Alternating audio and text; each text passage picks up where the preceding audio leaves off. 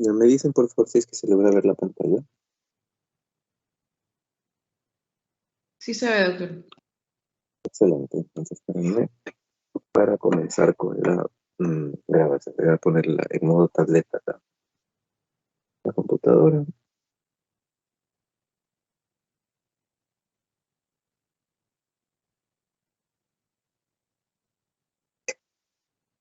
Bien.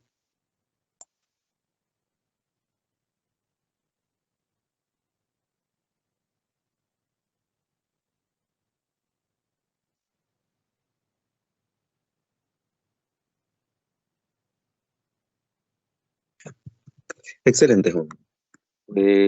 Como habíamos mencionado, vamos a hablar de tres tipos de temas, de tres contenidos totalmente independientes, pero pues que están agrupados dentro de una sección que se ha denominado miscelánea cardiovascular, porque pues aborda temas bastante variados, pero que tienen importancia su estudio para el manejo del paciente cardiovascular.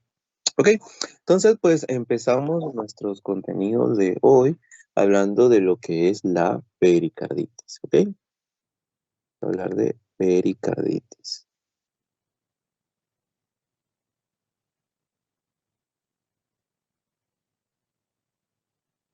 ¿Ok? Pues bien, pericarditis es el primero de los temas que nos aborda, que nos interesa en estos momentos. Entonces, ¿qué va a ser por definición la pericarditis? Pues si recordamos etimología, pues entenderemos que todo lo que termina en itis es inflamación, por lo tanto la pericarditis no va a ser otra cosa que las manifestaciones clínicas derivadas de la inflamación de la capa de pericardio que tenemos. ¿Ok? Entonces, pues hasta ahí nosotros, pues bastante sencillo, estamos haciendo una interpretación de lo que sería el concepto de esta patología. Ahora bien, este proceso de pericarditis que podemos tener, este proceso de inflamación que nosotros podemos llegar a tener, pues puede cursar de dos maneras, fundamentalmente. Por un lado, podemos tener que esta pericarditis puede ser una pericarditis aguda y por otro lado que puede ser de manera crónica. Pericarditis aguda va a ser aquel proceso inflamatorio del pericardio cuya evolución pues es de carácter corto, o sea, en el tiempo no se ha extendido por mucho tiempo, ¿ya? Habitualmente se habla de que la pericarditis aguda pues suele estar considerada en los primeros 7 días posterior al comienzo de los síntomas, ¿ok? Pasado esto y hasta aproximadamente los 30 días, se habla que podemos establecer una fase o un tipo de pericarditis más subaguda, es decir, que pues estaría dentro de un estado transicional o intermedio a la existencia posterior de la pericarditis crónica. ¿Ok? Entonces, pues empezamos por la pericarditis aguda. La pericarditis aguda va a ser un cuadro clínico en el cual la inflamación del pericardio puede tener múltiples causas, ¿ok? Desde, por ejemplo, un esfuerzo muscular, un paciente, por ejemplo, que pues hizo una actividad física muy intensa y relacionada con eso terminó inflamándose el pericardio de manera secundaria, pero pues la etiología principal de estas pericarditis agudas van a ser de tipo viral, ¿ok? Es decir, que nuestra causa fundamental de la pericarditis aguda son los virus. Ah, ¿qué virus pueden producir esto? Pues normalmente pues responde a un proceso relacionado con alguna infección de vía respiratoria en la mayoría de los casos. Pero en segundo lugar, pues se encuentran las infecciones virales de tipo digestivo. Ah, que el virus directamente afecte al pericardio, no es así. Generalmente lo que ocurre es que suele haber una respuesta cruzada de tipo autoinmune que termina afectando al pericardio y de esa forma manifestando su clínica. ¿Ok? Entonces, ¿cuál va a ser el cuadro clínico de este paciente? Pues el paciente con pericarditis aguda va a ser un paciente en el cual van a predominar algunas cositas. ¿Ok? Primero va a estar el antecedente de esta infección viral que nosotros estamos planteando. ¿Ok? Pues va a ser muy típico, muy frecuente que para que nosotros hablemos de la pericarditis aguda, pues el paciente nos diga, ¿saben qué? Hace como una semana, 10 días, estuve con una infección respiratoria o estuve con diarrea, estaba con un cuadro gripal. Entonces, pues eso es muy frecuente que el paciente se recoja. El antecedente de algún proceso viral reciente en los últimos 15 días. Bien, y por otro lado, pues lo característico, típico, va a ser la existencia de dolor precordial. ¿Ok? Pero este dolor precordial no es el dolor no es el dolor típico del dolor que pues asemeja una patología de las arterias coronarias, sino que es un dolor que más bien eh, es difuso a nivel a nivel de lo que es la región precordial. Es un dolor que no es tanto opresivo, sino más bien es como quemante, puede llegar a ser, que no suele tener irradiación a mandíbula ni hombro, que empeora cuando el paciente respira profundamente, que mejora cuando el paciente se oprime el pecho, se inclina hacia adelante, porque limita de esa forma la movilidad del corazón y por ende pues el grado de fricción que hay entre las capas que encontramos, ¿ok? Entonces pues eso va a ser lo clásico de este paciente. Paciente con dolor precordial que tiene las características que acabamos de mencionar y que pues en sus antecedentes se recoge aquella infección viral. Muy bien. Y pues cuando nosotros examinamos a ese paciente, puede que nosotros encontremos esta pericarditis aguda en el examen físico, o sea, para establecer el diagnóstico, puede que nos encontremos con dos escenarios. Con que el paciente esté en fase seca o que esté en fase de derrame. ¿Ok? ¿A qué nos referimos con que esté en fase seca? Pues que están inflamadas las hojas del pericardio, pero pues no se ha producido todavía un aumento exagerado de la cantidad de líquido que hay ahí. Entonces, pues en esta fase seca lo que va a predominar es la existencia del llamado roce pericárdico. ¿Ok? ¿Cómo es ese roce pericárdico? Bueno, pues el que nunca ha escuchado un roce pericárdico, el roce pericárdico más o menos se asemeja a la fricción que ustedes sienten cuando escuchan hojas que se mueven al viento, ¿ya? Es más o menos un sonido parecido a eso, ¿ya? Entonces, pues ese es el roce pericárdico. ¿Qué sucede? Como parte de la historia natural de la enfermedad, pues esa inflamación a nivel de las capas del pericardio va a hacer que, pues, como mecanismo de defensa, aumente la producción de líquido a este nivel y entonces pasa de fase seca a fase de derrame. Cuando hay derrame pericárdico, pues ya no sentimos el roce ya se habrá perdido, porque el roce justamente es ese sonido producido por las dos capas ásperas de pericardio que chocan entre sí. Y en cambio, lo que vamos a encontrar nosotros es que los ruidos cardíacos van a estar disminuidos de amplitud, ¿ok? Entonces ustedes van a sentir como que pues el corazón sí late muy bien y todo, pero pues como que usted escucha esos latidos lejos, como que estuviera distante el corazón de usted, ¿ok? Entonces pues eso es lo que nosotros encontraríamos al examen. Pero pues otro pilar importante, aparte de lo que hemos mencionado hasta ahora en el diagnóstico, pues va a constituir también el electrocardiograma.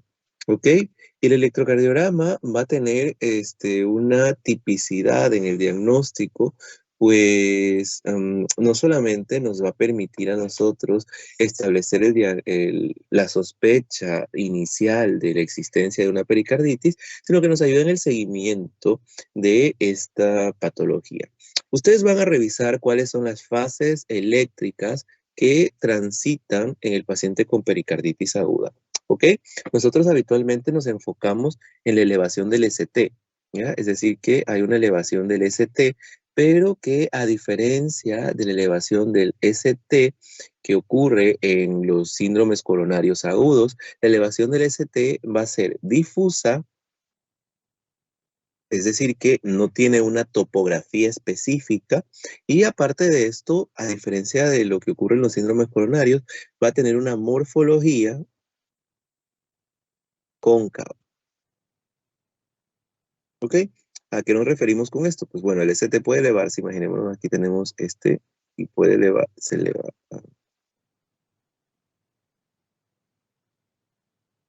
Dejen borrarlo para que se vea más bonito.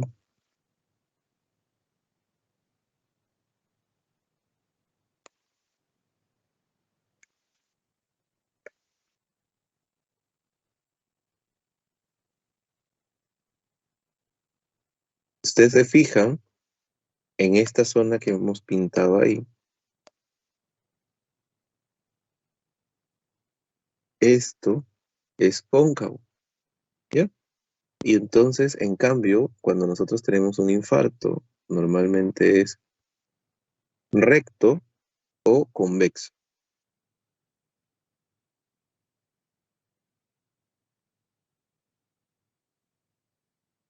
¿ok? Y pues de hecho, incluso pues ustedes en cuestiones didácticas que pueden encontrar en slides didácticos del grupo CTO o de cualquiera de estas academias de entrenamiento, pues les suelen hacer la analogía para que ustedes recuerden esto, que cuando el ST está contento, pues para que ustedes se imaginen así, esto es pericarditis, y cuando está triste, aquí, que sería acá,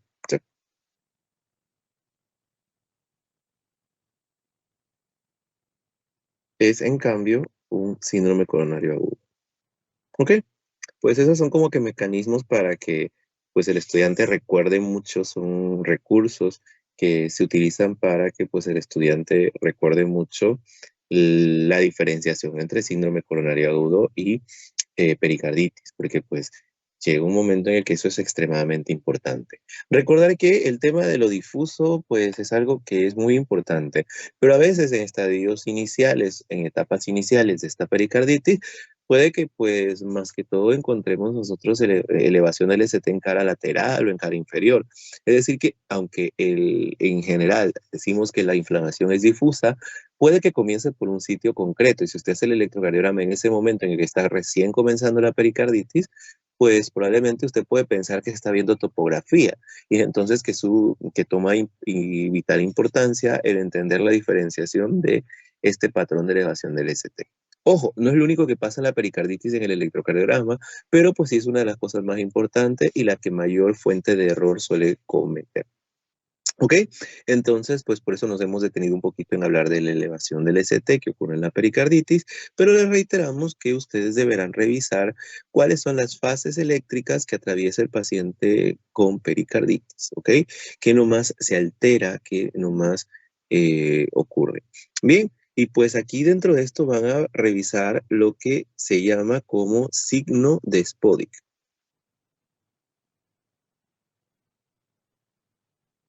¿Ya?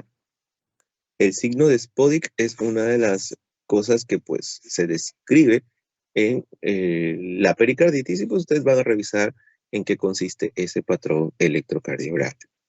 ¿Ok? Pues muy bien, entonces por acá. Ahora bien, ¿cómo tratamos nosotros pues a ese paciente con pericarditis? Pues la lógica nos dirá, y pues si en verdad tenemos algo de lógica, pues decimos, pues es una inflamación y por ende pues si está inflamado el corazón, ¿qué podemos hacer para aliviarlo? Pues evidentemente la respuesta, el tratamiento de esto, su fundamental cosa van a ser los antiinflamatorios, ¿ok? Bien. Dentro de ellos toma especial importancia la aspirina, pero la aspirina no a 100 miligramos, dosis antiagregante plaquetaria, sino la aspirina en dosis antiinflamatoria. Antiinflamatoria. ¿Ok? Entonces, si ustedes recuerdan, la aspirina antiinflamatoria no es la de 100, 81, 125 miligramos, sino que es la aspirina de 500 miligramos, ¿ok? Y pues se suelen dar dosis altas de aspirina, puede utilizarse 500 miligramos cada 8 horas, todo eso va a depender de pues la tolerancia que tenga a nivel estomacal el fármaco. Pero pues como alternativa a ello puede utilizarse otro tipo de antiinflamatorios no esteroideos, como por ejemplo el ibuprofeno, el naproxeno. ¿Ok? Pues eso en cuanto al manejo de un paciente que ha tenido un episodio, que está teniendo un episodio de pericarditis aguda. Ah, ¿qué otra cosa más podemos nosotros hacer en el manejo, en el abordaje de este paciente? Pues a veces podemos nosotros usar ciertos fármacos que son neuromoduladores, porque pues suele haber, aparte de inflamación del pericardio, pues puede estar concomitando con manifestaciones neuropáticas, ¿no? Y pues dentro de estos podemos usar pregabalina, gabapentina, que pues son como que alternativas que podemos pensar para el manejo de este paciente. ¿Ok? Bien.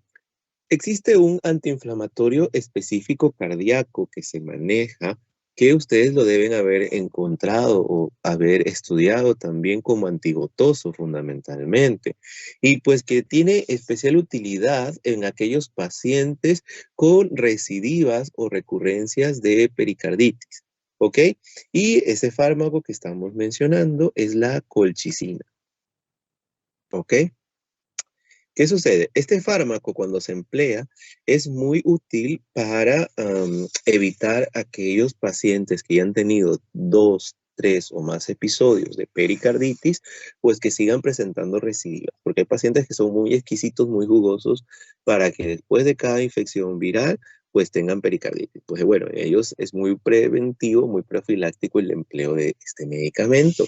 No obstante, pues la política o la filosofía de la mayoría de los cardiólogos actualmente, pues es de entrada desde el primer episodio, dado que es un fármaco bastante benigno hasta cierto punto, pues de concomitar junto con el manejo que hemos mencionado, el uso de colchicina por lo menos durante 15 a 20 días. ¿Ok? No es que el paciente va a llevar indefinidamente la colchicina, no. Pero pues sí es importante su empleo en mínimamente 15 días para ayudar a desinflamar estas capas de pericardio. ¿Ok? Y pues bien, esto por ahí. Ahora bien, dentro de lo que es la pericarditis aguda, puede ser que, recordemos que podía estar en una fase, vamos a borrar aquí, que podía estar en una fase muy de derrame, ¿ok? Y pues es verdad, puedes estar en una fase en la cual predomine sobre todo pues ya la existencia de derrame. Y que habíamos dicho que pues se reflejaba eso a nivel de ruidos cardíacos como la disminución de su intensidad. Es verdad, pero imaginémonos que este derrame o ese contenido que está ahí adentro del pericardio, pues va aumentando, va aumentando, va aumentando. Pues ahí aparecería la fase más grave o la forma más grave que podríamos encontrar de pericarditis con derrame, que es el denominado taponamiento cardíaco.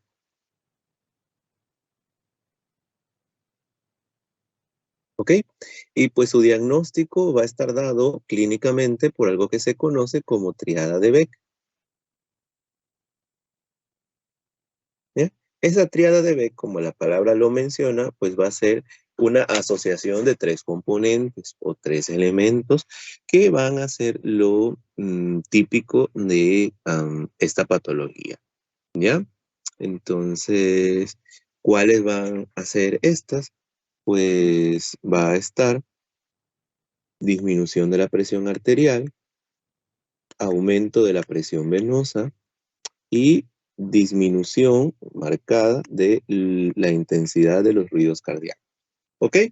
Entonces, pues eso, pues clásicamente lo decían como hipotensión arterial, hipertensión venosa y corazón quieto. El corazón no es que se acaba de detener, o sea, no es que se detenía, por eso no es quieto, sino es quieto porque cuando usted pone el estetoscopio, pues no escucha mayormente sonido. Eso es como cuando usted deja a unos niños en un aula y se va y vuelve y está todo tranquilo, no se escucha nada, pues están quietitos. Ok, por eso se usa ese término o se emplea esa denominación en la descripción clásica de Beck de lo que era la tríada que caracterizaba al taponamiento cardíaco. ¿Ok? El taponamiento cardíaco pues va a requerir un manejo mucho más emergente, es una de las emergencias cardíacas que existe y pues el manejo del taponamiento va a ser la pericardiocentesis. ¿Ok? Pericardiocentesis. ¿Qué es la pericardiocentesis? Pues análogo a lo que es una paracentesis, centesis es punción, pues la pericardiocentesis es la punción que se hace a través del tórax del espacio pericárdico. Y de esa manera, pues conseguimos dos objetivos. Por un lado, terapéutico, estamos aliviando la sintomatología, el cuadro clínico del paciente que tenemos con pericarditis, pero por otro lado, pues también puede tener una finalidad diagnóstica, porque pues ese estudio que hemos recogido, si no lo botamos y lo procesamos adecuadamente, pues se lo puede enviar al laboratorio a que se estudie y eso nos dará luces de, pues es un taponamiento de tipo maligno. Maligno es porque tenga alguna asociación a algún tipo de neoplasia. Puede ser un taponamiento de tipo inflamatorio, un taponamiento infeccioso. Es decir, que pues pueden haber muchas causas de esto. Y dicho sea de caso, van ustedes a revisar cuáles son los tipos de derrame pericárdico, o sea, qué características puede tener el derrame pericárdico según la etiología que está detrás en su producción. ¿Ok? Entonces, pues eso por ahí. Ahora bien, una de las cosas que también puede ser útiles cuando el paciente hace derrames pericárdicos a repetición, como en ciertas enfermedades autoinmunes, en pacientes que tienen neoplasias con síndromes paraneoplásicos o con infiltración pericárdica, pues en ocasiones pues, es necesario hacer una ventana de Botal, o sea, hacer una ventana pericárdica en la cual es como que usted pone un bypass, una fístula que lleve ese líquido hacia el abdomen y pues de esa manera pues no se acumule el líquido en el corazón y no haya riesgo de retaponarse. ¿Ok? Pero pues esos son casos en los cuales el proceso es recurrente. Bien, esto en cuanto a lo que es pericarditis. Ustedes van a profundizar más, evidentemente, en cada uno de los aspectos que hemos mencionado, pero pues ese es como que un elemento organizador de las ideas, lo que estamos tratando de presentarles ahora. ¿Ok? Por aquí. ¿Dudas o inquietudes, jóvenes? Doctorita, una pregunta. Sí, dígame. Sí, es que por lo general uno escucha, o sea, cuando yo era más pequeña yo siempre he escuchado que por eso es que cuando uno está pasando por un proceso gripal, o sea, sobre todo viral, puede ser por un virus de la influenza, siempre es recomendable no hacer ejercicio porque se puede desarrollar una pericarditis. Entonces, cuando usted mencionó lo de los virus que pueden ser, digamos, de vías respiratorias, ¿eso podría incluirse ahí? No y sí. ¿A qué me refiero con esto? Recuerde que yo le dije que el ejercicio físico intenso puede ser una causa de pericarditis, pero no hace falta que usted tenga un proceso viral para que le pueda dar una pericarditis. Imagínese que, por ejemplo, usted está mal entrenado, es decir, que pues no ha seguido un proceso de entrenamiento apropiado y usted se dedica a hacer un esfuerzo muy intenso en su primer día de gimnasio porque pues llega con todo el ánimo y la energía para hacer su actividad, pues puede haber una inflamación mecánica del pericardio debido a la actividad que hizo y ocurrir una pericarditis secundariamente a eso. Y pues puede usted haber estado sin ningún tipo de proceso viral concomitante. ¿Ok? El otro caso, puede usted tener un proceso viral y usted hacer una actividad física moderada, no intensa o algo, y no le pasa nada. Porque recuerde que la fisiología, como habíamos mencionado, de la inflamación pericárdica posterior al proceso viral, no es no es una respuesta directa de que el virus respiratorio ataque al pericardio. Es una respuesta cruzada autoinmune.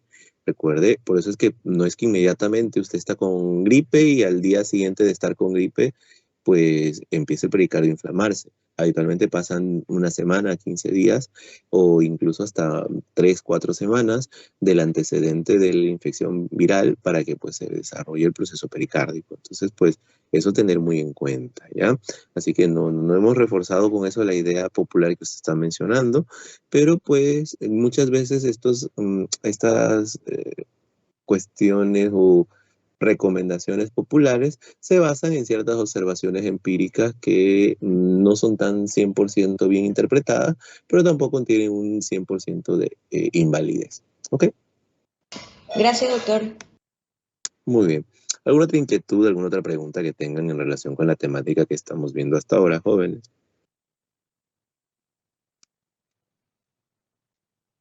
No, muy bien. Entonces, pues nada, vamos a borrar un poco esta pantalla para irnos al otro lado del espectro.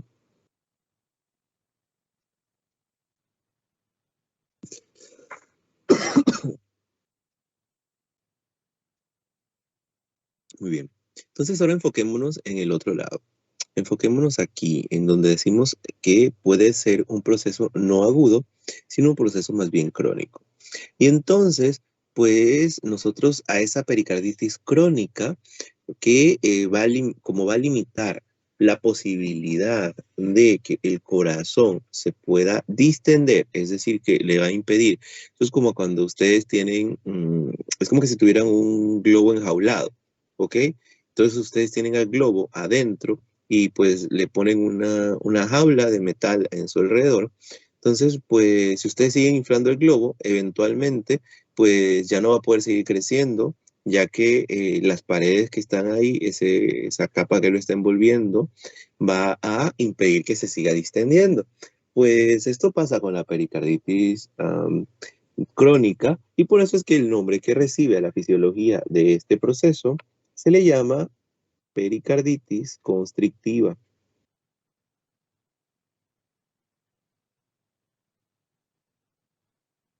¿Ok?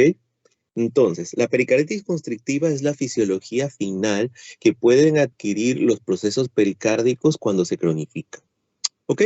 Entonces, pues como la palabra lo dice, pues va a haber una limitación, una constricción para la dilatación, para el aumento de tamaño del miocardio, del corazón. ¿Ok? Y pues eso se va a traducir en qué cosa. Ah, pues si el corazón no se puede distender, ¿quién va a fallar? ¿Función sistólica o diastólica? Pues evidentemente esto va a condicionar la existencia de un fallo diastólico. ¿Ok? Fallo diastólico importante a nivel del corazón. Y pues es a partir de ahí que vamos a encontrar nosotros las manifestaciones típicas de esta patología. ¿Ok? Pues si ustedes hasta ahora se están dando cuenta, y lo habíamos mencionado en la clase anterior, pues ese fallo diastólico, limitación a la contracción, a la dilatación del corazón, pues era muy parecido a lo que pasaba en la miocardiopatía restrictiva. Y es verdad, la pericarditis constrictiva y la miocardiopatía restrictiva, pues comparten elementos fisiopatológicos, pero existen algunos puntos diferenciales que les habíamos dicho la vez pasada, la semana pasada, que ustedes debían revisar, pero que pues no se los evaluamos todavía, pero la semana que viene sí, porque ahora ya que van a revisar con más detenimiento lo que es la pericarditis constrictiva, ustedes deberán establecer cuáles son los elementos diferenciales entre pericarditis constrictiva, es decir, entre constricción, y lo que es la miocardiopatía restrictiva. ¿Ok? Entonces, pues eso es importantísimo, saber diferenciar la fisiología constrictiva de la restrictiva, ¿ok? Porque suena muy parecido y en verdad tienen mucho en común, pero pues hay puntos en los que divergen y pues esos puntos en los que divergen son en los que enfatizamos para que nosotros podamos hacer el diferencial entre ambas categorías de patología. ¿Ok? Entonces, pues, ¿qué nos puede producir constricción? Pues ya decíamos, cualquiera de los procesos que de forma aguda producen pericarditis, pero que pues se mantienen en el tiempo. Fundamentalmente en países subdesarrollados, en países eh, subdesarrollados, como digo, perdón, em, la causa más importante es la tuberculosis, ¿ok? La tuberculosis cardíaca, tuberculosis pericárdica, pues es una de las formas extrapulmonares de tuberculosis y pues la principal causa de pericarditis constrictiva en el mundo subdesarrollado. Pero en cambio, en el paciente del mundo, digamos lo que desarrollado de primer mundo, pues son dos las grandes causas de pericarditis constrictivas. Es decir, que ahí cambia el espectro y pues ahí fundamentalmente es química o idiopática. Química fundamentalmente asociada a fármacos antineoplásicos, ¿ok? Es decir que pues el paciente que tiene pericarditis constrictiva, pues en primer mundo, pues lo primero que vamos a pensar es pues no, probablemente tiene que ver con un fármaco y pues lo más típico es que sea un paciente oncológico que recibió quimioterapia o radioterapia y posterior a eso presenta pues engrosamiento y fibrosis del pericardio. ¿Ok? Pero pues bueno, en nuestro medio también, como cada vez la tuberculosis es menos frecuente gracias a los programas de vacunación que existen, pues también empezamos a comportarnos en relación con este tema muy parecido a lo que es primer mundo y pues realmente en lo que llevo yo de tiempo, pues solo he visto 2 casos de pericarditis constrictiva por tuberculosis. La mayoría de los casos que he visto, casos de pericarditis constrictiva, han sido idiopáticos, ¿ya? Y uno que otro que por ahí también relacionado con toxicidad de tipo oncológico, ¿ok? Oncotoxicidad. Entonces, pues es importante que tengamos en cuenta estos diagnósticos. ¿Por qué? Porque, pues, si bien no es lo más frecuente de la clínica diaria, pero pues tampoco es tan infrecuente como otras cosas que podemos. ¿Ok? Y pues, ¿cuál va a ser el tratamiento de esta pericarditis constrictiva? Pues, muy bien. Ahí viene algo muy importante, pues que el tratamiento de la pericarditis, bueno, el diagnóstico ya lo vimos que pues tiene que ver con el cuadro clínico de la fisiología constrictiva, que fundamentalmente es un fallo diastólico. Pues, y todo eso va a condicionar a que haya manifestaciones de insuficiencia cardíaca de tipo diastólico, es decir, donde va a predominar sobre todo los elementos congestivos. ¿Ok? Pues eso es fundamental. Pero como decíamos, pues el manejo de esta patología va a tener que basarse en cuál es la etiología, ¿ya? Si la etiología es tuberculosa, pues evidentemente pues el tratamiento es el tratamiento de la tuberculosis. Bien, eso no entra en nuestro campo. Ustedes probablemente en neumología, la doctora que les da la materia, pues les hable en relación del manejo de la tuberculosis. ¿Ok? Pero pues si es en cambio relacionada con fármacos, o sea, con toxicidad, pues uno de los elementos básicos para evitar esa toxicidad es la retirada del fármaco, ¿ok? Retirar el fármaco, el producto que está produciendo la toxicidad, y pues en caso de ser idiopática, o si ya retiramos el fármaco y persisten las molestias, pues aquí fundamentalmente tienen lugar algunos fármacos que son los esteroides, o sea, los corticoides, ¿ya? Tienen vital importancia y pues si aún así no mejora, pues se utilizan fármacos inmunomoduladores, ¿ok? Que ustedes van a revisar de mejor manera. Bien, eso en cuanto al manejo, el abordaje del paciente desde una perspectiva clínica. Pero si a pesar de todas esas medidas que estamos viendo, nosotros vemos que pues los síntomas son cada vez más severos, el paciente no tolera la medicación que se le está dando, está teniendo reacciones adversas a alguno de los tratamientos que se le ha ofertado, pues siempre va a existir la estrategia quirúrgica, y esta estrategia quirúrgica se llama pericardectomía. Pericardectomía. ¿Qué es esa pericardectomía? Pues nada, eso es como que ustedes le quitaran la telita que tiene protectora no sé, un huevo, por ejemplo. Ustedes ven que tiene una telita protectora a su alrededor. O que, por ejemplo, sí, ese es el mejor ejemplo que le podemos dar. ¿Ya? Y es eso, llevarse el pericardio, hacer resección del pericardio, sobre todo en las áreas críticas donde no se está permitiendo la dilatación, o sea, la diástole, y pues de esta manera mejora. ¿Qué sucede? Pues cuando uno se lleva el pericardio, pues no solo se está llevando el pericardio, se está llevando toda la inervación del corazón. que iba a través de estas zonas. Entonces, pues esa es la complicación que tenemos, que después vamos a tener trastornos autonómicos de tipo cardíaco relacionados pues con la denervación que es secundaria a la pericardectomía. ¿Ok? Y pues por eso esta estrategia es reservada para casos refractarios al tratamiento o que tienen muy mala tolerancia a los fármacos. Bien, y pues además es una estrategia bastante compleja. Hacer la pericardectomía no es algo tan sencillo como uno lo imaginara, por lo tanto, pues siempre trata uno de como que reservarla para casos muy complejos. ¿Ok? Entonces, así. Recuerden, el diferencial fundamental que uno debe establecer de este diagnóstico de pericarditis constrictiva, pues es con la miocardiopatía restrictiva, ¿ya? Y pues de ella ya se habló, y ahora van a poder establecer la comparación, háganse un cuadro comparativo. En el libro viene, pero pues traten de hacer uno ustedes con sus propias palabras, con los propios términos que encuentren, en el cual puedan analizar y ir revisando aspecto por aspecto qué es lo que ustedes encuentran en común y diferente de la pericarditis, ¿cómo es? Constrictiva con la miocardiopatía restrictiva. ¿Ok? Bien, esta es la primera parte de nuestra clase del día de hoy, lo que es alteraciones pericárdicas. Bien, que estamos viendo que pueden ser agudas o crónicas.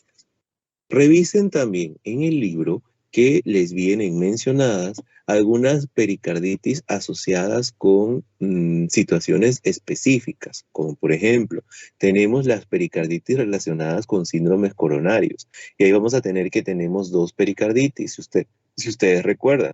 Por un lado, tenemos la pericarditis inmediata, la del primer momento que nosotros tenemos, que ocurre simultáneamente casi con el cuadro del infarto, y pues es la denominada pericarditis epistenocárdica, ¿ok?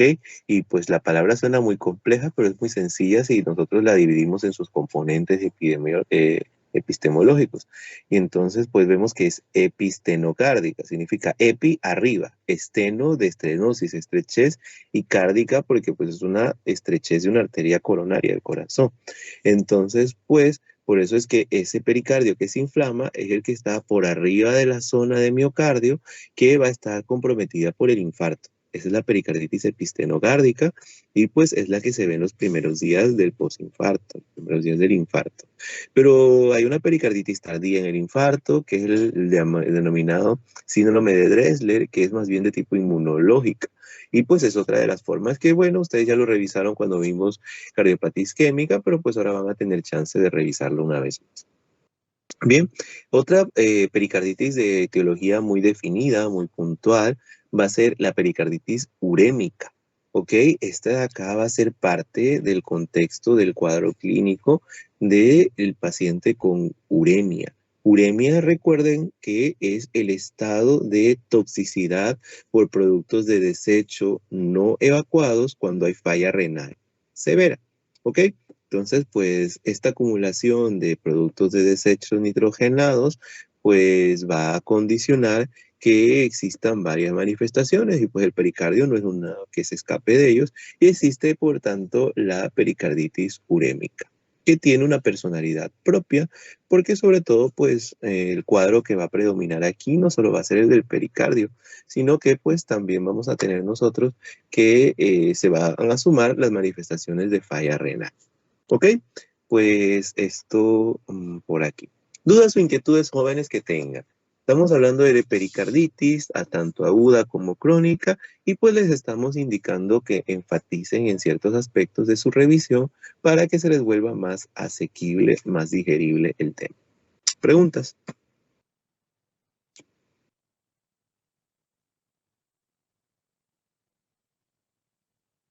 Hola, ¿no?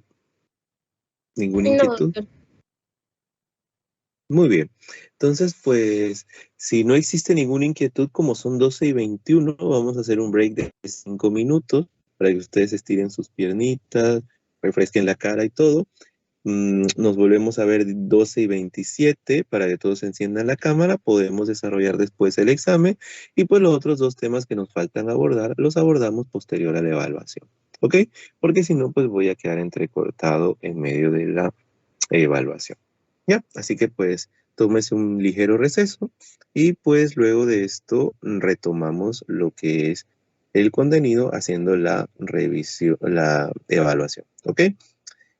Como orientación general para la evaluación, ¿cierto?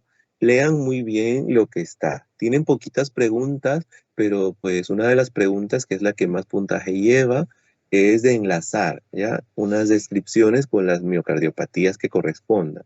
Lean muy claramente las opciones de respuesta para que luego no vayan a confundirse a la hora de hacer la marcación, ¿ok? Entonces, pues nada, tengan un pequeño break y pues nos vemos 12:27. ¿Se ve? Creo que sí.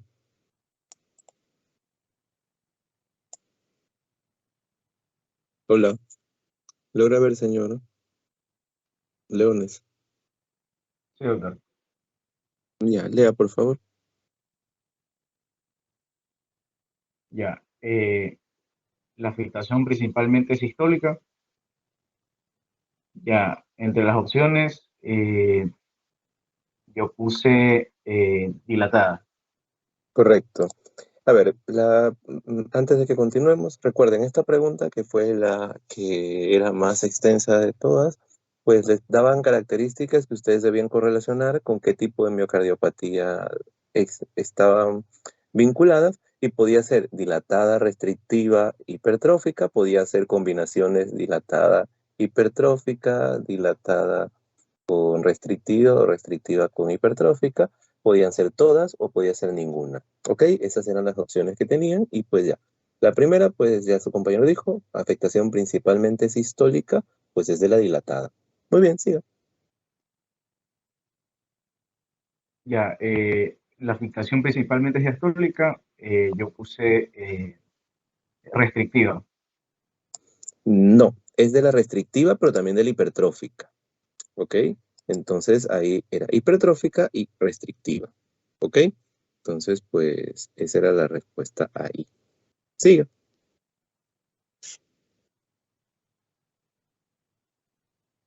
Ya, típicamente existe microvoltaje marcado en el EKG. Aquí la verdad, doctor, no sabía muy bien, pero puse restrictiva, que yo me acuerdo. Correcto, la restrictiva, porque pues cuando hay infiltración del miocardio, como en la amiloidosis, pues eso hace que el voltaje en el electrocardiograma se disminuya mucho. Bien, siga.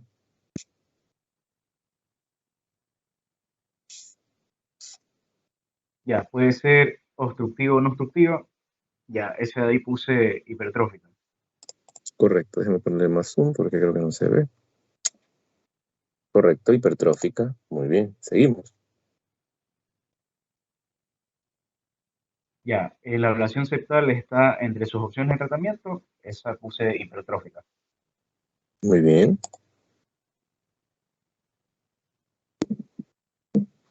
Ya, una radiografía con congestión pulmonar y corazón de tamaño normal debe hacer pensar en ella. Ya, doctor, en esta de aquí sí, la verdad no sabía porque no supe cómo descartar, pero puse ninguna. No, esto aquí es para la restrictiva. ¿Ok? Restrictiva. Sí, Oh, ya, listo. Ya, en la que dice puede condicionar un riesgo tromboembólico aumentado, puse dilatada. correcto, la dilatada. Sobre todo la variante que habíamos visto, que pues es la de miocardio no compacto. Siga. Tiene gran predisposición genética, puse todas. Correcto, pero se me saltó uno. Listo, la amiloidosis es una de las principales causas, puse restrictiva. Muy bien, le digo, pero se me saltó una. La de acá, la de las ondas T, no la leí yo. Allá, las ondas T negativas profundas son típicas de EKG. Ya, ese de ahí puse, mm, que yo me acuerdo de puse restrictiva, doctor. No, eso es típico de la miocardiopatía hipertrófica.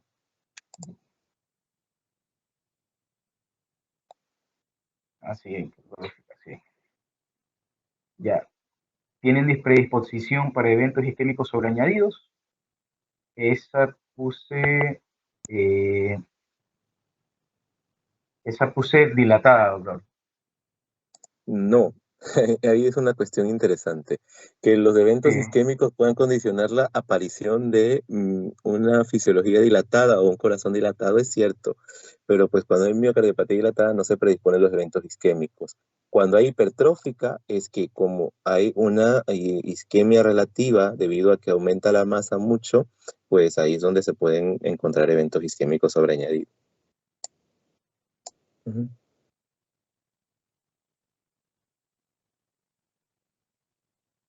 Siga.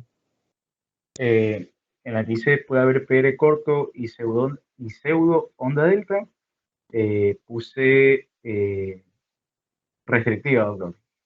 No, eso es en hipertrófico.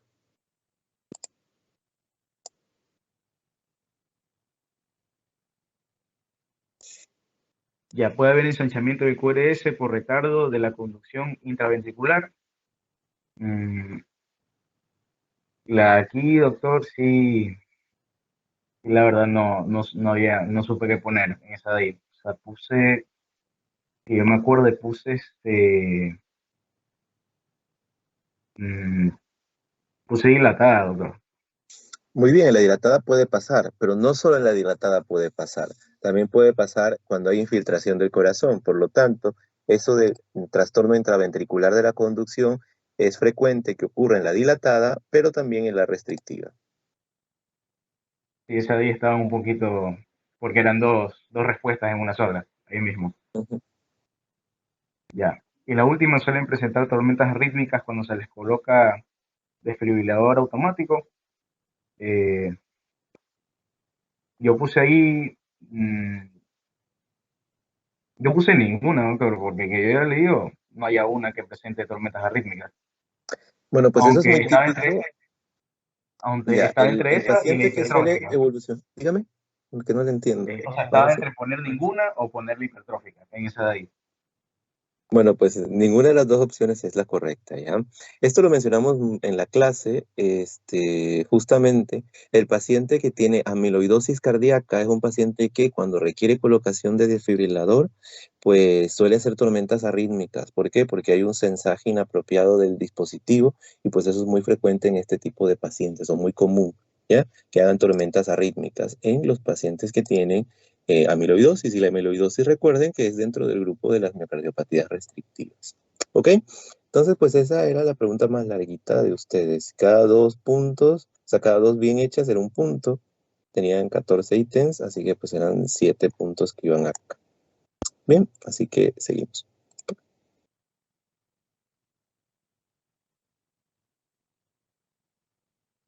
Ya, sobre la displasia arritmogénica del ventrículo derecho, selecciona la afirmación correcta. Ya, la onda epsilon es una característica típica del EKG y se aprecia con las dilataciones de 2 de 3 ABF. Está la opción de los pacientes tienen elevado riesgo de muerte súbita cardíaca por fibrilación auricular paroxística. Debe hacerse el diagnóstico diferencial con la taquicardia del tracto de salida del ventrículo derecho, o la afectación anatómica fundamental es la degeneración fibrodifusa alrededor del anillo mitral. Ya, yo puse la C, doctor. Debe hacerse el Correcto, diagnóstico esa es la diferencial. respuesta correcta. Ahora me va a ir diciendo usted por qué las otras no eran correctas, señor.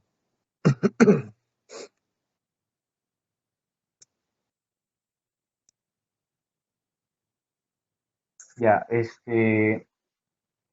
a ver, la onda epsilon es una característica del tipo de EKG y se aprecian derivaciones de 2 de 3 IAF. No es, o sea, no, la onda epsilon no es una característica del EKG A en ver, el caso de la displasia arritmogénica. no, al contrario, es una característica de la displasia arritmogénica del ventrículo derecho. Eso, eso está bien, pero en cambio no se ven las derivaciones de 2 de 3 y AVF, sino en V1, V2 y V3. Es decir, que se ven derivaciones precordiales derechas. ¿Ok? Pues por eso es que era falso ese enunciado. Continúe. El B, ¿por qué no es verdadero?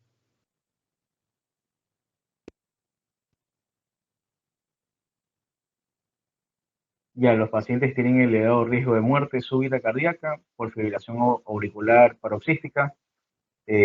Bueno, no la puse porque, que yo me acuerdo, no era fibrilación auricular paroxística, era por otra patología.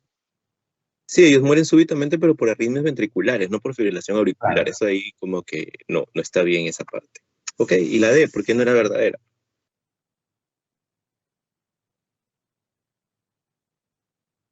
Ya, y la afectación anatómica fundamental es la degeneración fibradifusa alrededor del anillo mitral, no porque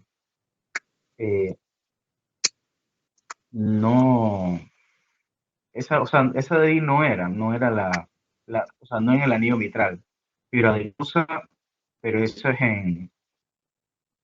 que yo me acuerdo, fibra adiposa tiene que ver con un tipo de miocardiopatía dilatada, Pues no, que si es tiene en que ver con los efecto, fibroadiposos. a ver, si en efecto lo que usted está mencionando inicialmente, pues tiene la respuesta, pero no la logra desarrollar bien. Y es que sí existe una degeneración fibradiposa en la displasia ritmogénica del ventrículo derecho, pero no es alrededor del anillo mitral, sino a nivel del ventrículo derecho. Entonces, pues por eso es que no es verdadera. ¿Ok? Entonces, pues bien, esa era la otra pregunta. Esta de acá.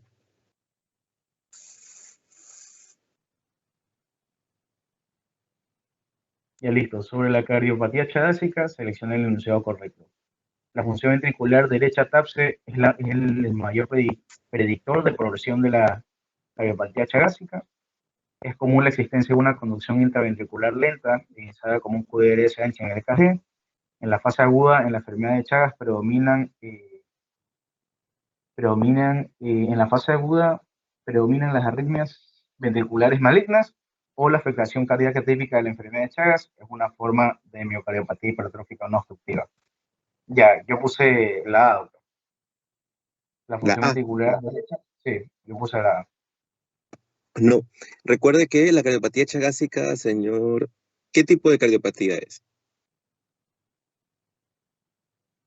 Sí, ¿Restrictiva, dilatada o cómo es? ¿O creo que era hipertrófica? dilatada, doctor. Correcto. Si es una cardiopatía dilatada, fundamentalmente, ¿a qué ventrículo afecta? ¿Izquierdo o derecho? Eh, el izquierdo, doctor. Muy bien. Entonces, Mm. la función de qué ventrículo es la que nos va diciendo cómo va progresando la enfermedad. ¿La del ventrículo derecho o la del ventrículo izquierdo? La ventrículo izquierdo. La verdad, doctor, es que ahí por falta de tiempo, porque me quedan unos pocos segundos, porque esa me tocó al final. Sí, Bueno, en todo no, caso, no, vamos a ir no. analizando en este momento, ¿ya? Y pues por eso la función ventricular derecha no era el predictor, sino que si hubiera puesto la FEBI, la función ventricular izquierda, pues eso sí, en efecto, tiene relación con cómo va evolucionando el paciente. Así que pues no era por ahí. La respuesta correcta era la B. Existen trastornos de la conducción intraventricular muy frecuentemente, es verdad, y esto se va a ver como un QRS ancho. Es cierto, porque si el corazón se dilata, pues al dilatarse las fibras ya no conducen tan bien, es como que usted aumenta la superficie por la que tiene que pasar la electricidad y pues eso hace que se ensanche y se vuelva más grueso, o sea, más ancho, pues el QRS. Bien, en la fase aguda de la enfermedad predominan las arritmias ventriculares malignas, no, de hecho en la enfermedad chagásica aguda es muy rara la afectación cardíaca y si existe lo que suele haber es pericarditis de tipo chagásico, pero es muy raro de todas maneras, ¿ya? Así que las arritmias sí existen en el Chagas, pero en el Chagas crónico, cuando el paciente ya está dilatado, ahí puede haber muerte súbita incluso relacionada con arritmias ventriculares. Bien, y lo que habíamos preguntado inicialmente a su compañero, pues la afectación cardíaca típica del Chagas no es una miocardiopatía hipertrófica, es una miocardiopatía de tipo dilatada. Por lo tanto, pues no se correlaciona con lo que ahí se les menciona. ¿Ok? Entonces la B.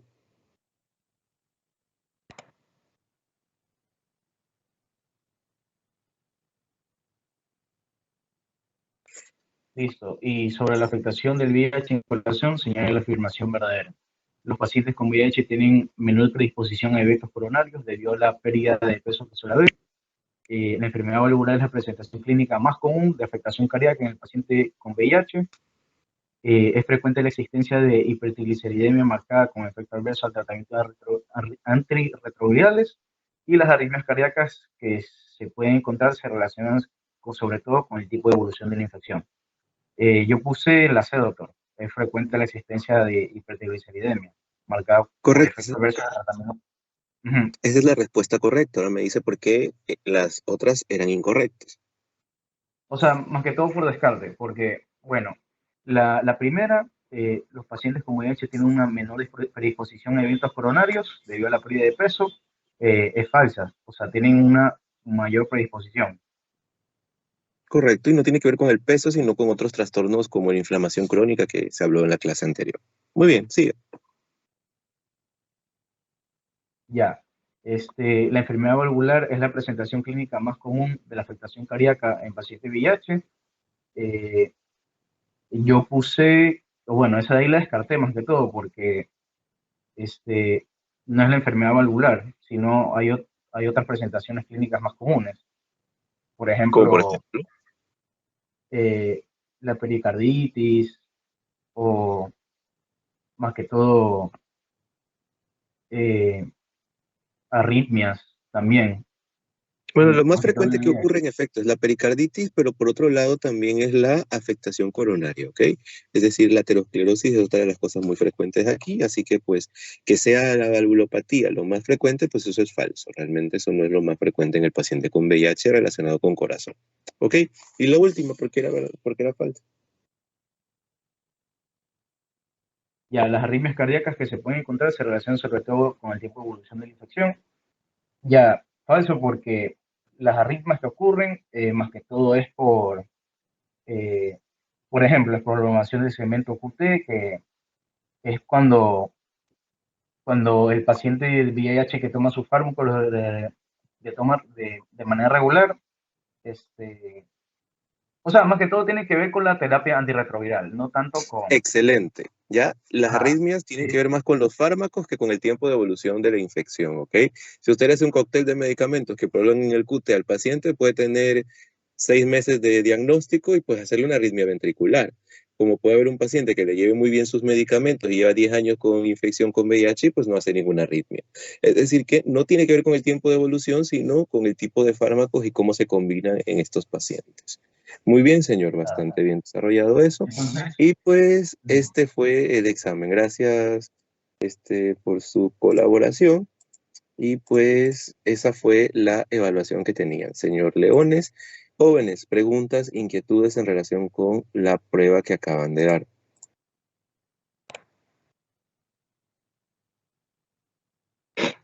No.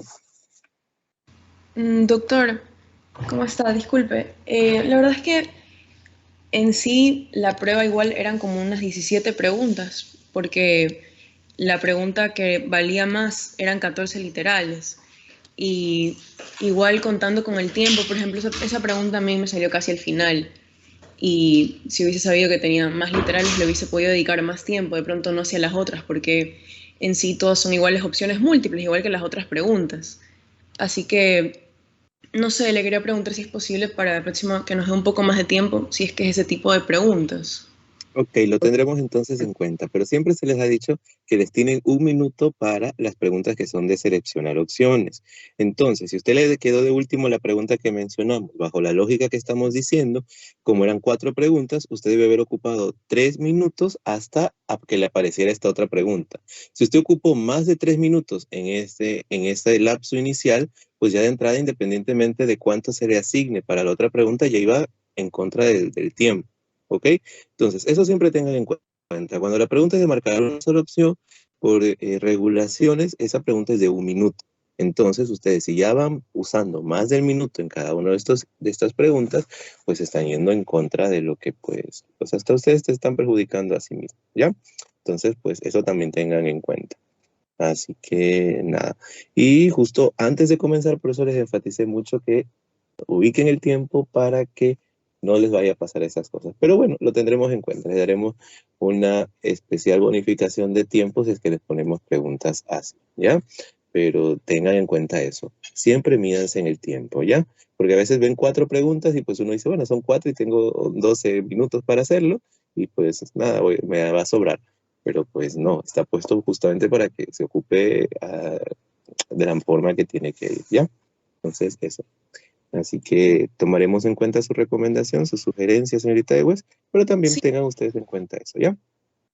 Disculpe, la última cosa que lo molesto. ¿Usted cree que sea posible que podamos hacer alguna recuperación o un trabajo? Porque creo que en esta lección a la mayoría nos fue muy mal y sí nos preocupa bastante. Sé que la respuesta es seguir estudiando más, pero igual nos preocupa la nota. Sí, ¿ya? Así que pues, si se fijan, no era complicado, es lo que se abordó y lo que se les dijo que estudien. Así que les reitero, siempre la pregunta del lunes, para mi criterio, es la pregunta más sencilla. ¿Por qué? Porque pues es el grupo que a veces tiene menos tiempo de estudiar, porque hay indicaciones que no las doy desde el lunes, sino que las doy a mediados de la semana, y pues ya ustedes van con tiempo en contra para recibir esas indicaciones y orientaciones. Entonces, pues bajo esa perspectiva, trato de que sea el examen más o menos complejo de todos los de la semana. Así que, pues nada, tratar de ajustarnos más al tiempo en otra ocasión.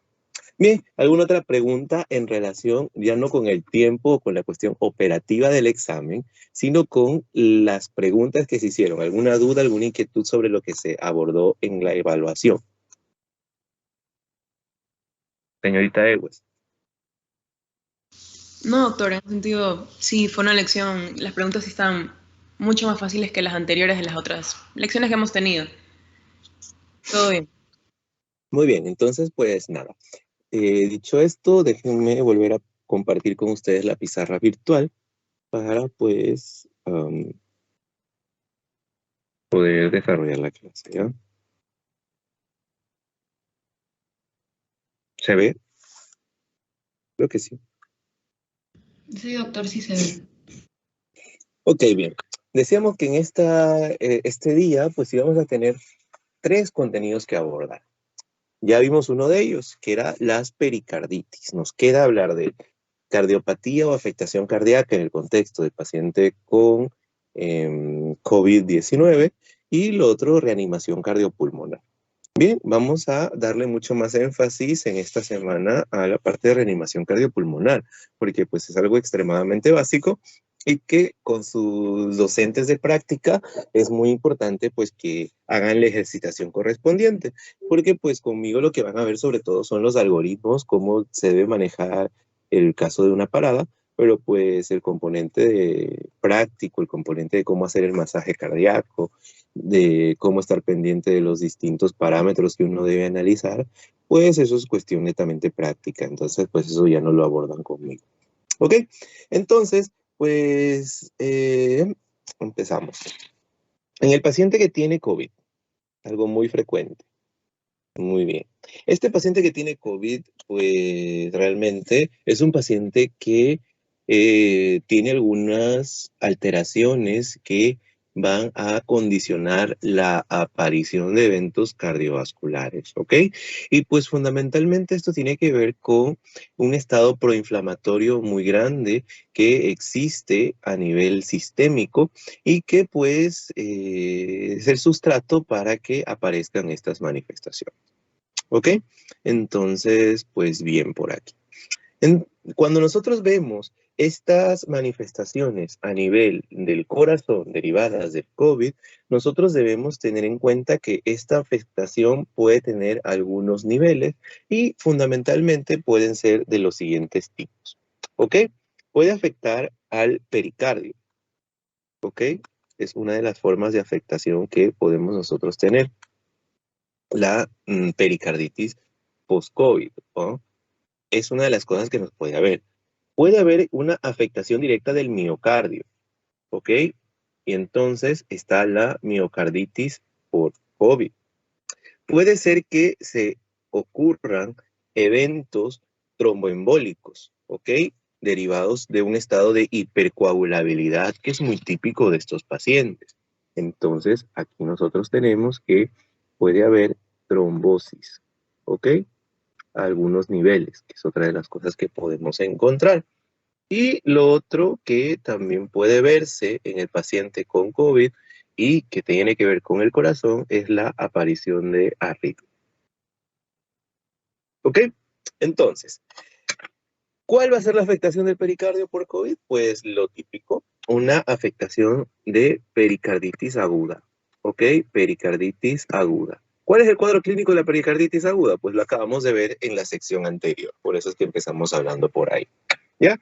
Va a ser aquel paciente en el cual no concomita la pericarditis con los cuadros del COVID como tal respiratorios, sino que suele aparecer un poco después, alejado en el tiempo, pero cuando todavía se tiene el recuerdo de la infección por COVID. ¿Ok? Y pues el manejo de ella es el manejo general de la pericarditis que hemos hablado, más el seguimiento, pues que ya es el seguimiento que implica un paciente con COVID. ¿Ok? La miocarditis en el paciente con COVID, pues existen dos tipos de presentación. Por un lado, la que es concomitante con el cuadro de infección respiratoria, que suele ser el cuadro más severo, es aquel paciente que, producto de una mala dinámica respiratoria, está intubado y pues tanto por afectación viral directa, inflamación cruzada a nivel del miocardio, como por esta mala oxigenación y consiguiente aumento de radicales libres a nivel general del cuerpo, pues va a haber una disminución del potencial contráctil de este corazón y aumento progresivo de troponinas. Todo eso va a definir la ocurrencia de la miocarditis por COVID. ¿Ok? Entonces, pues el manejo de estos pacientes es un manejo muy complejo en el cual están como pilar de tratamiento los esteroides y en algunas ocasiones se requiere soportes, o sea, se utilizan soportes mecánicos para tratar de paliar un poco la deficiencia contráctil que estaría ocurriendo en estos pacientes. ¿Ok? Muy bien. Lo otro que también puede haber, que estamos mencionando, son los eventos trombóticos. Por eso en el paciente que tiene cuadros de COVID que son moderados y sobre todo los que pacientan cuadros severos de COVID, pues como parte de los pilares del tratamiento está la anticoagulación, ¿ok? Porque pues son pacientes en los cuales hay un estado trombogénico alterado. Y esto se evidencia cuando nosotros analizamos parámetros como por ejemplo el dímero D. Hay pacientes que están en cuadros de COVID severo que presentan pues una elevación muy marcada de 10, 15, 20 o más veces el límite superior de la normalidad de este parámetro. Ok, recuerden que el valor superior es 500 y pues que a partir de ahí pues puede existir una elevación de varios miles y que todo eso condiciona la aparición de eventos trombóticos. ¿Ok? Estos eventos trombóticos pueden ser periféricos o pueden ser centrales. Periféricos, como por ejemplo, puede haber trombosis de miembros inferiores, puede haber trombosis a nivel de la mano o de alguna extremidad puntual o de algún dedo, pero pues lo más peligroso y que se correlaciona con una alta tasa de mortalidad es cuando se encuentran eventos trombóticos pulmonares. ¿Ok? Estos pacientes suelen hacer, o pueden hacer, mejor dicho, tromboembolias pulmonares y pues esa es otra de las cosas en las que afectaría al corazón esta infección viral. Muy bien. Y finalmente, pues el otro grupo de patologías que podemos encontrar relacionadas con el COVID son las arritmias. Es muy complejo el poder establecer una caracterización bastante confiable de cuáles son las arritmias que aparecen, porque los registros no han sido muy minuciosos a la hora de la investigación de este parámetro, pero pues lo que sí se tiene documentado bastante es que existe la taquicardia post-COVID inapropiada, mejor dicho, taquicardia inapropiada post-COVID. ¿Ok?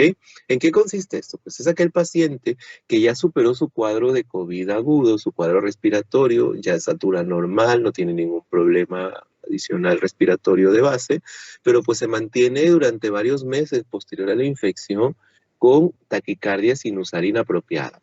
Recuerden que taquicardia sinusal se considera inapropiada cuando no se relaciona con el grado de actividad física del paciente. Es decir, es aquel paciente en el cual estamos viendo taquicardia todo el día, que no es que esté todo el día haciendo ejercicio, no, es que está todo el día con la frecuencia elevada.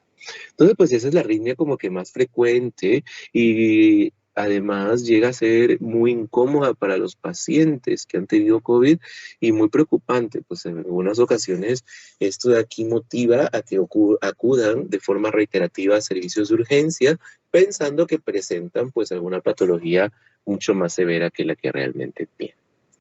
¿Ok? Y pues ese es el contexto de lo que es el paciente con COVID.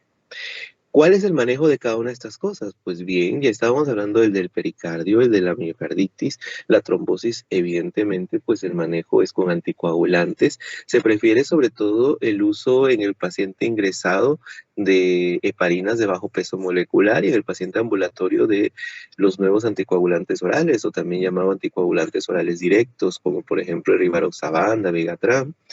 Y para el manejo de la taquicardia sinusal inapropiada, tienen especial utilidad los betabloqueantes, ¿ok? Entonces, pues eso tener en cuenta para el manejo de estos pacientes, ¿ok? Ojo, no es que estamos hablando nosotros de COVID como tal, porque pues esto seguramente en Neumo lo estarán viendo, sino que hablamos específicamente de las repercusiones cardiovasculares de la pandemia, ¿ok? Preguntas, inquietudes, jóvenes.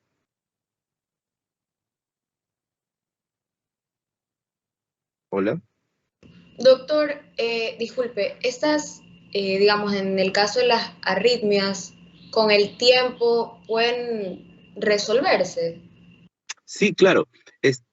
No existe un periodo que se establezca como, digamos, definido. Recuerden que pues todo esto está en constante evolución para poder decir que el paciente va allá a dejar de presentar este tipo de sintomatologías, pero lo promedio que se maneja es de 3 a 6 meses, ¿ok? Y basado en la experiencia personal que hemos tenido, pues recuerden que justo el hospital, mi hospital sede, el hospital de Ceibos, pues ha sido hospital que fue COVID, entonces pues el volumen de pacientes que hemos atendido con este tipo de manifestaciones es muy grande y la experiencia personal que tenemos es que el paciente suele mejorar de la taquicardia post-COVID entre 3 y 6 meses de que ha tenido el evento respiratorio. ¿Ok? Entonces, pues recuerden que esto es medicina, aquí no podemos ser tan específicos como para decir, no, si ya pasa de 6 meses, pues va a ser para toda la vida que lo va a tener. No, mentira. Pero pues sí, es que más o menos es un poquito prolongada la recuperación. ¿Ok?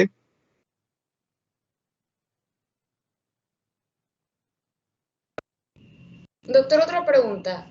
O sea, es relacionado al tema, pero un poquito alejado. Es sobre lo de las vacunas. Digamos, hay personas que también han experimentado como arritmias post vacunas. ¿Eso también se puede resolver con el tiempo? Sí, claro, ¿qué sucede? Lo más frecuente con la vacunación también es que ocurra taquicardia sinusal posterior a la vacuna. Pero pues, ¿qué pasa? Esto depende muchísimo es de la variabilidad individual de la persona y de una respuesta inflamatoria exagerada frente a la vacuna, ¿ya? No es lo más frecuente, ojo, pero se está viendo sobre todo a los pacientes que están presentando o que ya tienen, mejor dicho, su esquema de 3 dosis completo. ¿Ok? Es decir, que era muy poco frecuente que nosotros encontráramos este tipo de manifestaciones en aquel paciente con 1 o 2 dosis, ahora con la tercera es más frecuente. Y por otro lado, ahora que menciona las vacunas, también existen complicaciones de tipo trombóticas relacionadas con ellas y esto en cambio es más frecuente al revés. En las primeras dosis era mucho más frecuente que en otras dosis más avanzadas. ¿El porqué de esto? Pues el por qué hay más eventos trombóticos al inicio, pues porque como se tenía menos contacto poblacional con el virus y además pues nuestro propio cuerpo estaba menos habituado a este tipo de vacunas o de terapéuticas que se ofertaba, pues la respuesta era muy exagerada y pues podía ocasionar en determinados pacientes estos eventos. Ahora, ¿por qué hay taquicardia en los pacientes que tienen ya 3 dosis? Pues fundamentalmente, como les decía, depende de una respuesta inflamatoria alterada. Y pues no es muy frecuente, pero también se resuelve en mucho menos tiempo incluso que la taquicardia post-COVID, ¿ya? Es decir que pues lo que máximo se suele encontrar son pacientes que tienen entre 7 a 10 días con un poco de taquicardia, e incluso ni siquiera es taquicardia objetiva, son palpitaciones, porque usted le hace un electro, le pone el pulsímetro al paciente y tiene frecuencia por debajo de de 100. Es decir, que pues por definición no llega a ser taquicardia, pero es un paciente que suele tener mucha palpitaciones, sentir como que el corazón se le acelera, a pesar de que objetivamente no tenga una elevación que lo justifique. ¿Ok? Listo, doctor. Gracias. Ya, de nada. ¿Alguna otra inquietud, alguna otra pregunta? Miren, este es un tema bastante vigente que está en constante evolución, a diferencia de casi todos los otros temas que hemos abordado, que pues hay mucha más ciencia constituida. Este de acá es como que un campo muy novedoso, muy desconocido todavía, que pues evidentemente no es el escenario del 2020, cuando no sabíamos prácticamente nada, pero pues todavía no va a ser el escenario de aquí a 10 años en el que pues no sabremos todo, pero pues sí sabremos mucho más de lo que ahora. ¿Ok? ¿Dudas, inquietudes, jóvenes?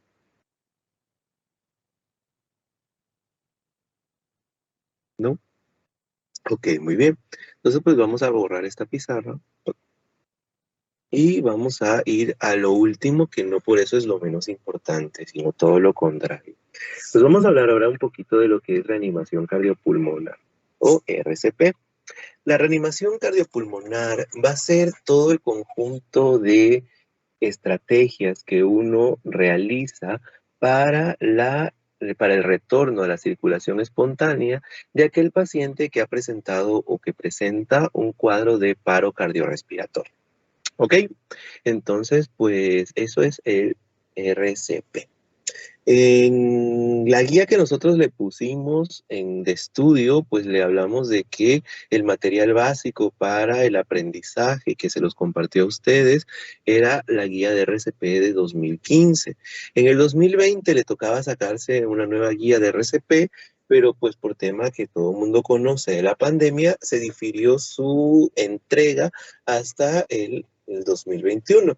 Es decir, que igual ustedes van a encontrar una guía 2021 de RCP.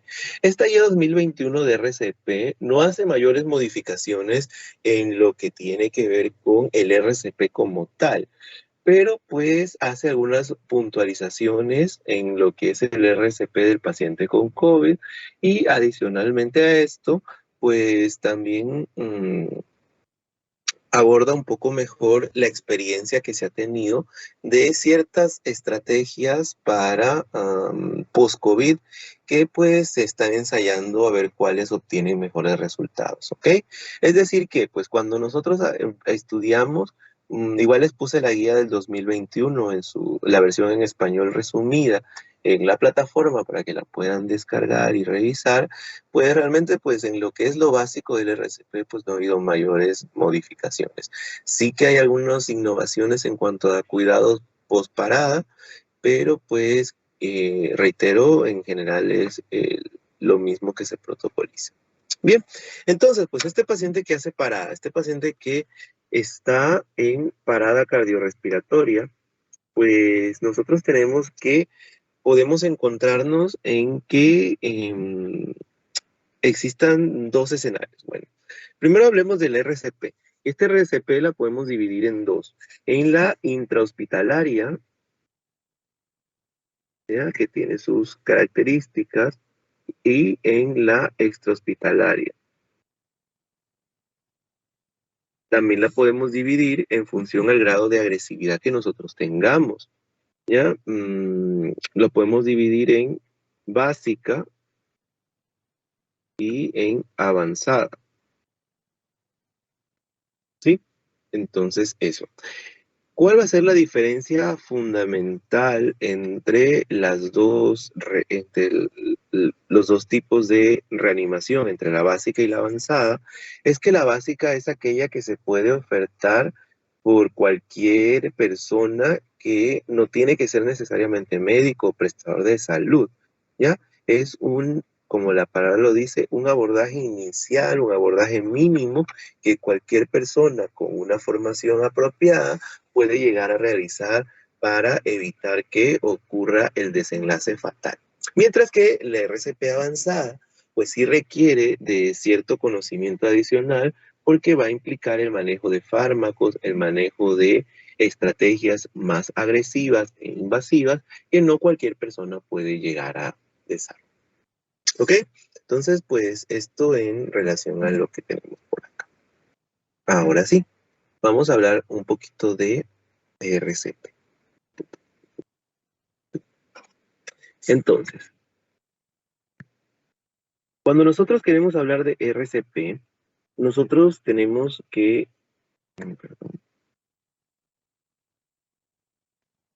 RCP, ¿ok? Entonces, de esta reanimación cardiopulmonar que nosotros habíamos mencionado hace un momentito, tenemos que ver que vamos a empezar por la RCP básica. Bien, ¿cuál es lo principal que nosotros tenemos que hacer para poder desarrollar este RCP básico? Pues bueno, esto es una cadena de eventos, una cadena de cosas que debemos tener en cuenta y pues lo principal vamos a hacer. Primero es reconocer la parada. Pues usted pasa por la calle, ve que alguien se desploma y pues usted está capacitado en RCP, ha hecho su curso y pues dice, pues ahí parece que hay algo. Entonces lo primero es reconocer esa parada, ¿ya? Ustedes van a revisar en la guía cuáles son los elementos que definen la existencia de parada cardiorrespiratoria. Ya se habla que existen algunos elementos definitorios de la parada y otros que son elementos premonitorios de la parada cardiorrespiratoria. ¿Ok? Entonces, pues muy bien. Luego de que nosotros tenemos reconocido a ese paciente que está en parada, pues lo otro es el masaje que nosotros debemos hacer, es decir, las compresiones. Esto es el otro elemento básico, fundamental, que debemos tener en cuenta para la hora de poder actuar sobre el paciente con RCP. ¿Ya? Estas compresiones tienen una frecuencia, que esa frecuencia que nosotros debemos encontrar es de 32. ¿A qué nos referimos con eso? A que 30 compresiones por cada 2 respiraciones, ¿ok? Es decir, que por cada 30 veces que comprimimos el pecho, vamos a dar 2 respiraciones, ¿ya? Eso es el protocolo que se tiene en la secuencia para RCP. Otra cosa que debemos nosotros hacer es llamar a urgencias, ¿ok? Es decir, activación de urgencias. Pongámoslo aquí como 911 para que ustedes lo tengan, que es como se maneja en Ecuador, ¿ok? Tenemos que activar el sistema de urgencias. Muy bien. Y después de esto está el DEA.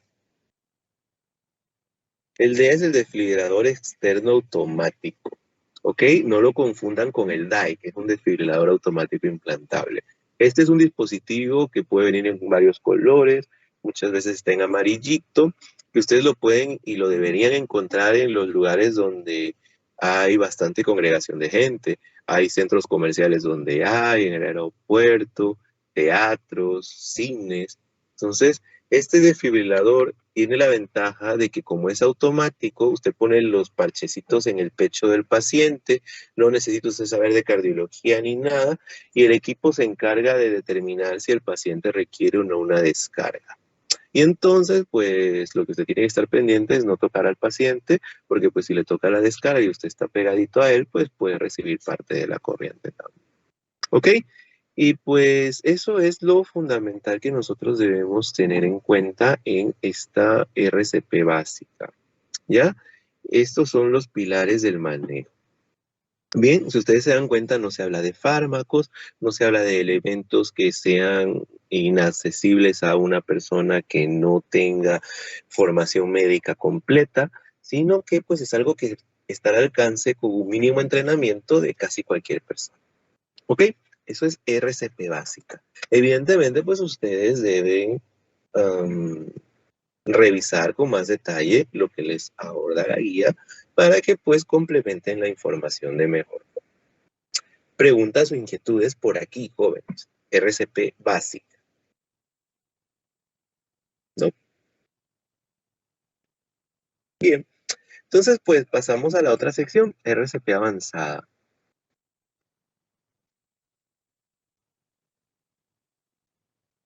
Pues esta RCP avanzada, y es otra cosa. Pues este RCP van a ser el conjunto de cuidados que vamos a tener y que van a ser brindados por personal altamente calificado, personal entrenado que habitualmente pues responde a una carrera de ciencias médicas, pero que puede ser también otro tipo de personal como bomberos, como rescatistas que pueden tener formación en RCP avanzada y que no necesariamente pertenecen de forma directa a una línea de las ciencias de la salud. ¿Ok? Pues esta RCP avanzada va a tener también sus pilares, pero para poderlos entender, nosotros pues vamos a pensar en el siguiente esquema. Y entonces pues veremos que el paciente está en parada cardiorrespiratoria. Ok, ese paciente que está en parada cardiorrespiratoria, nosotros vamos a iniciar el masaje cardíaco. ¿Ya? El masaje cardíaco, o sea, las compresiones. Recordar cuál es la dinámica de las compresiones, es de 32. Bien, entonces eso tener en cuenta. Ya, ese paciente está ahí, hemos iniciado, vamos a empezar a comprimir. Muy bien. Luego de que nosotros tengamos aproximadamente 2 minutos haciendo esto de aquí, pues vamos a colocar el desfibrilador. ¿Ok? Realmente no se usa un automático, sino un semiautomático cuando estamos haciendo desfibrilación avanzada. Y entonces aquí, ¿qué puede que pase? Pues dos cosas. Puede que tenga un ritmo desfibrilable o que tenga un ritmo no desfibrilable. ¿Cuáles van a ser esos ritmos desfibrilables? Pues bueno, la palabra lo dice, desfibrilables son aquellos que pueden ser tributarios de que se le dé un choque, se les trate de corregir con corriente y van a estar representados por dos grandes grupos de patología. Por un lado, la fibrilación ventricular y por otro, la taquicardia ventricular sin pulso. ¿Ok? Esas son las dos patologías eléctricas que se engloban dentro de lo que se conoce como ritmos desfibrilables. Y como ritmos no desfibrilables, pues vamos a tener, por un lado, la asistolia, que pues es la ausencia total de latidos, y por otro lado, pues nosotros vamos a tener acá que está la actividad eléctrica sin pulso. ¿Ok? Entonces, ¿qué es eso de actividad eléctrica sin pulso? Pues nosotros vemos que en el monitor está viendo un ritmo sinusal, pero tocamos pulso yugular y pues pulso carotidio y pues no se siente nada.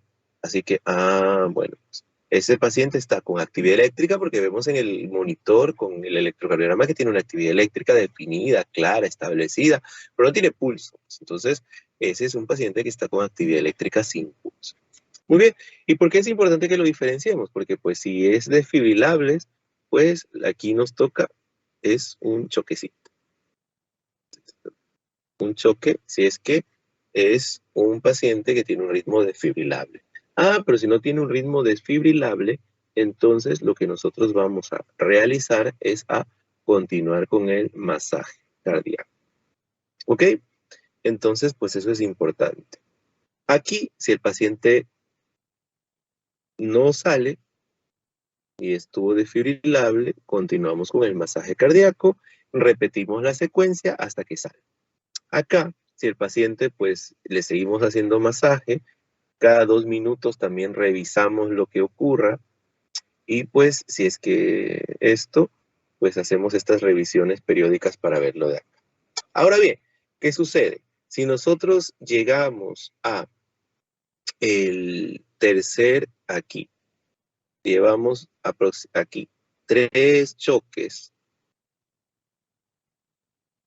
y no hay una respuesta, es decir, todavía no hay un retorno a la circulación espontánea, retorno a la circulación espontánea, entonces nosotros aplicaremos un bolo de amiodarona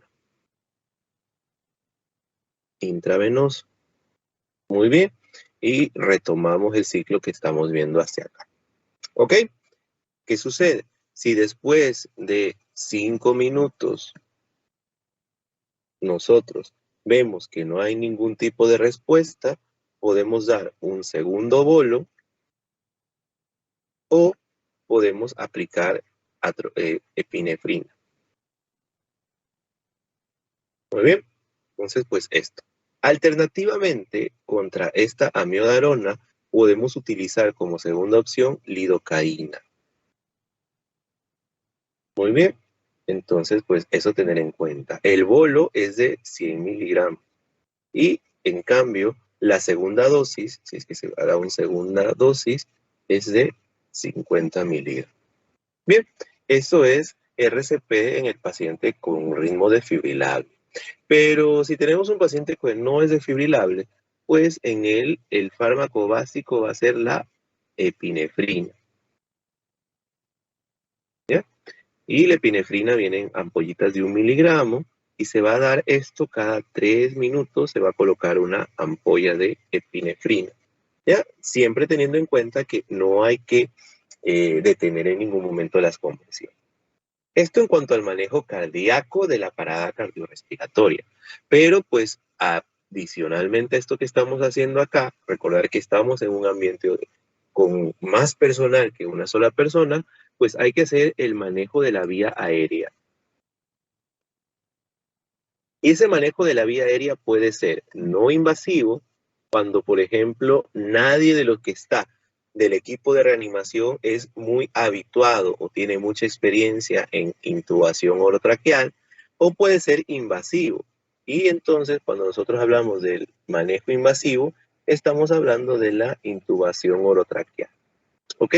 Y pues esto de aquí debe ser realizado fundamentalmente por alguien que tenga mucha experiencia, porque si no, se puede lesionar al paciente, una de las posibilidades. Pero por otro lado, puede que perdamos valioso tiempo tratando de hacer intentos fallidos de intubación.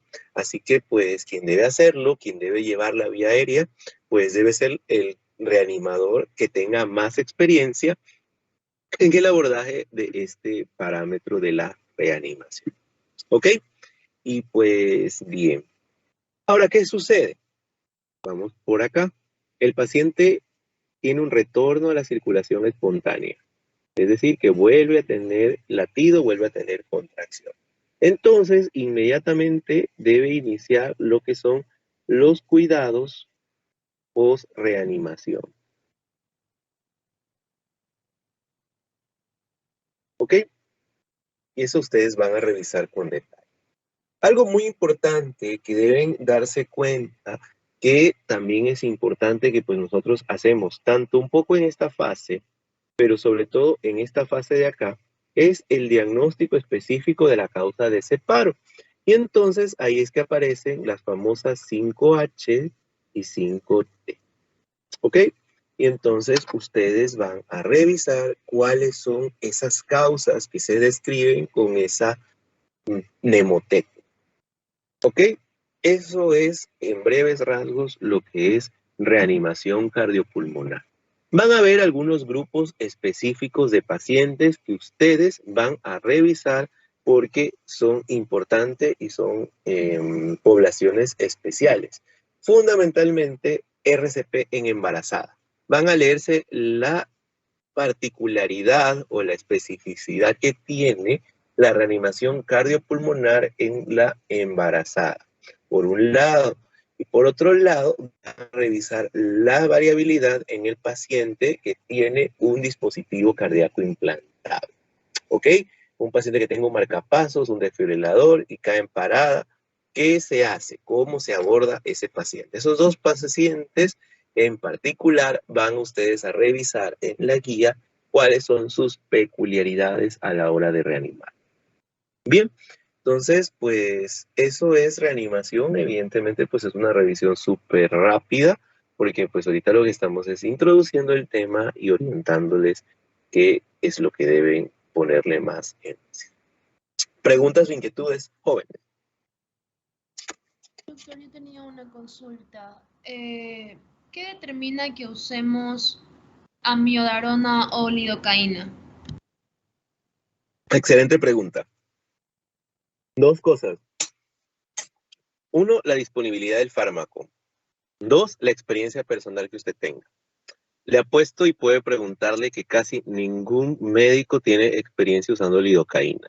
Es muy poco los médicos que pues hemos tenido la oportunidad de utilizar lidocaína en el manejo de una parada cardiorrespiratoria. Entonces, como hay menos experiencia, usted siempre va a utilizar lo que le resulte más familiar. Entonces, va a ser muy poco probable que lo utilice. Ah, ¿por qué se plantea esta posibilidad? Porque imagínese que pues en un contexto dramático, usted se queda sin amiodarona en el stock de paro que tiene. Ah, pues eso pasa a veces y al menos en salud pública pasa mucho. Entonces, pues usted no tiene eso, pero pues tiene lidocaína. Ah, pues nada, viene bien y la utiliza también. ¿Ok? Entonces, pues ahí. Otra cosa es que puede que el paciente sea alérgico al medicamento. Ah, pues imagínese que usted se topó con el rarísimo caso de un paciente alérgico a la amiodarona. Bueno, pues ese paciente alérgico está en paro, pero no por eso le va a dar una causa más para que caiga en paro, que puede ser una anafilaxia. Entonces, pues usted debe utilizar lidocaína. Bien, un paciente que, mm, ya, bueno, pues fundamentalmente esos son los escenarios en los que tiene. ¿Ya? Es decir, que la selección fundamental depende de la experiencia del médico que la usa, de la disponibilidad del fármaco. ¿Ya? Esos son los elementos que lo determinan. Y lo otro, tener en cuenta que la guía lo pone como una alternativa a la miodarona, no como una primera elección frente a la miodarona. Entonces, pues realmente, así tenga usted mucha experiencia con la lidocaína, si usted tiene miodarona, lo más recomendable es que de todas maneras lo que pase sea este fármaco y no el otro. ¿Ya? Gracias, doctor. Ok. Ah, ¿y por qué puede ser el tema de que se lo dejó como alternativa y no como primera opción a la lidocaína? Porque había un grupo particular de pacientes que podía caer en asistolia posterior al uso de lidocaína. Realmente que pues la estadística ya cuando se analiza en números fríos, pues es muy mínima, pero pues originalmente cuando usted revisa las guías de RCP de 2005, pues estamos hablando de hace 15 años o más, pues ahí sí se recogía la lidocaína, se debe evitar en estos contextos por la posibilidad de asistolia. Entonces, pues realmente pues en el camino se fue viendo que pues la proporción de estos casos era muy mínima. Entonces, siempre uno tiene que tenerlo en cuenta, ¿no? En mente, pero pues no es como que sea algo frecuente. Tampoco es para tenerle miedo a la lidocaína. Ya. ¿Alguna otra pregunta, jóvenes? Es un tema bastante extenso, pero creo que es un tema bastante digerible, porque pues es un tema muy práctico, muy práctico. Lastimosamente pues conmigo no ven la parte práctica, pero pues ustedes pueden ver videos, pueden tratar de ver las guías que existen, los flashcards que pueden encontrar de esto, pues que hay muchas tarjetas informativas que hacen incluso las sociedades de reanimación, de cuidados críticos, porque pues el tema RCP es un tema que tiene que dominar el estudiante de medicina. Entonces, pues, esperemos que les vaya mucho mejor con este tema. Ya cada vez nos acercamos al final de la asignatura, así que pues ya lo que nos queda es ver al gran síndrome de la cardiología, que pues es la insuficiencia cardíaca. Así que pues veremos cómo nos va por ahí. Preguntas, jóvenes, inquietudes, plantéenlas ahora, no sé. No. Bien, entonces déjenme ir finalizando la grabación.